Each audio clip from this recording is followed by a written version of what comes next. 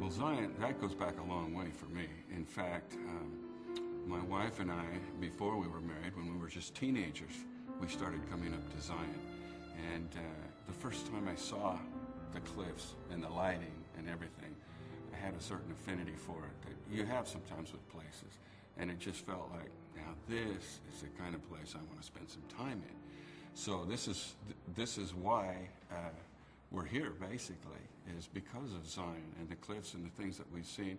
It's not that I came up here a lot as a child, because we didn't travel much as children in our family at all. But later on, as a teenager, I was able to see Zion. And we were children down in Los Angeles.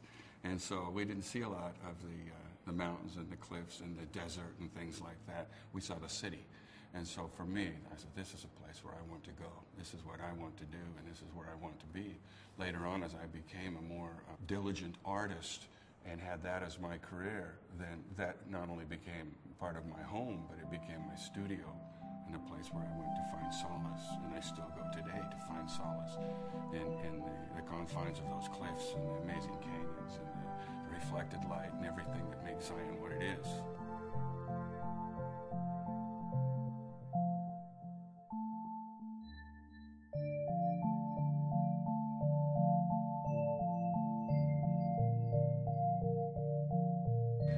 The first time I painted Zion, it was actually the very first watercolor workshop that I ever took, the very first class I ever took.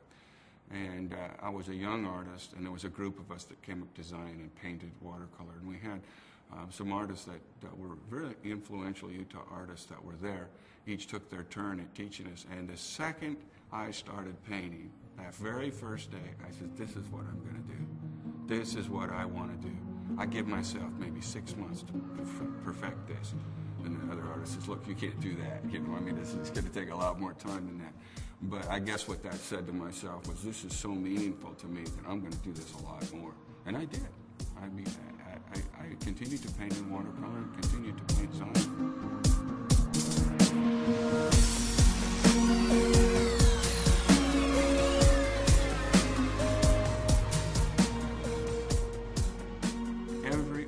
That I see, and every group of students, I say, okay, let's go down and see that show. Or before you leave, I had an artist here from Wisconsin that stopped in to visit at my studio a couple of days ago.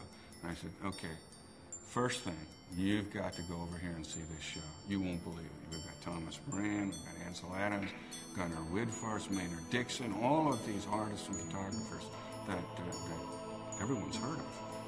And here we have them, right down here. And so I've been bringing artists here by the groups over the last few weeks since the show opened, and we'll continue to do so. And in fact, the local watercolor society formed a whole workshop just about Zion a couple of weeks ago. I taught a workshop and took the students up to Zion, and we painted on location. I wish you could have seen their eyes when we rode that shuttle bus down into the canyon. And we got off at the Court of the Patriarchs. Says, now I want you to get off and sketch right here. Sketch your responses. And one of the ladies, as she was sitting there, one of these artists said to me, she says, I am so excited I can't even hold my hands still. We're going to be painting and working in Zion. And the excitement was just intense. And usually with a group of students, we might have to say, okay, now let's come over here and let's do this, and why don't you go over there? They were out of there like ants out of a jar. And they were working within the first 2 minutes that they got off of that shuttle and found a place, and they were sketching and working. And I just sat there and went, yeah, this is heaven. this is great. This is what this is all about. And it was.